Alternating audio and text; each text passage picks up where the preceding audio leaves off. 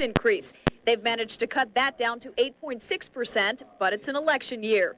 Democratic mayoral candidate Jim Conroy says he wants a 0% tax increase. I think it's very important that we set the objective, that we set the line, we tell the taxpayers we're not going to increase their taxes, and then work back from there. To go ahead and say that we have to have a 0% tax increase, it sounds great. That's what people want to hear, but on the other hand, people, if you have a 0% increase and then you don't have the adequate services, you're going to hear it down the road. Most department heads have gone back and cut their budgets another 10% to try and help out.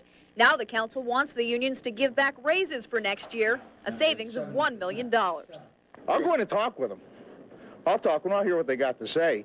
But to sit there and blackmail us and say, well, the reason the tax hike is going in is because of the unions, that's totally ludicrous. There's no question lawmakers are going to have to cut services in an effort to keep taxes down. 6 firefighters and 3 policemen have already been cut. They're talking about eliminating 1 paramedic rig, which means 8 people, the entire crossing guard program in the city, and possibly more police and firefighters. And in order to have a 0% tax increase, they'd have to find $1.4 million in additional cuts, Angela. Robin, obviously they're not going to make the budget deadline by midnight tonight, but how long is this going to take? I mean, is it possible that they might not pass a budget by Election Day? It is possible, and that has happened before, but both Al Drzezinski and Jim Conroy told me tonight they're committed to getting this budget passed before the election, and they're probably going to be meeting later this week, if not Monday as well, to try and hammer this out once and for all. Okay, Robin, keep us posted. Well, police in the area are working on 2 robberies tonight. At about 5:20, this man apparently held up the Revco pharmacy on Hamburg Street in Rotterdam. He gave the clerk a note, asked for cash, and took off. He said he had a gun, but he never showed it. He's a white male in his late 20s, about 5'6", with a thin build and short brown hair.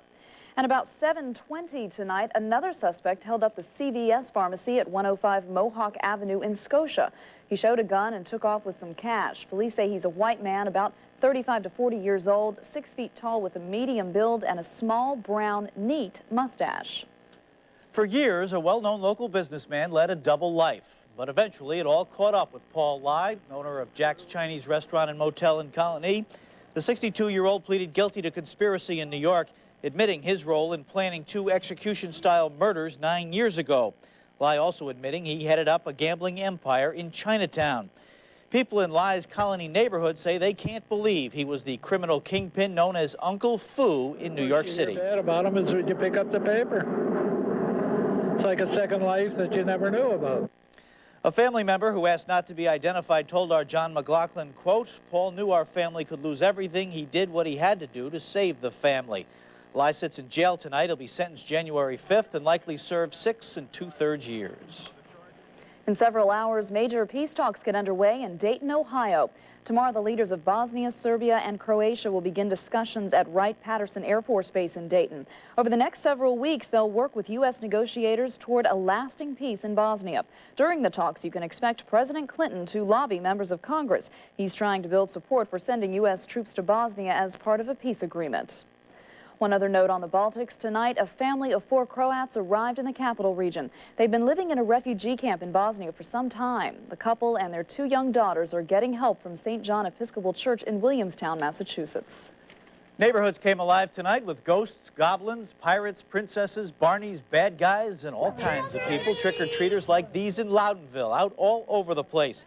In Moreau, Saratoga County, a child found a needle in a candy bar, but luckily was not hurt. Police say the candy came from a trailer park, the Lamplighter Acres.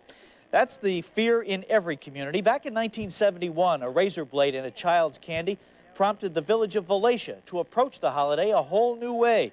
Trick-or-treating is outlawed in favor of a parade and a big party. Here's your prize. It's very hard to judge, but it was fun. They go across the stage, they're being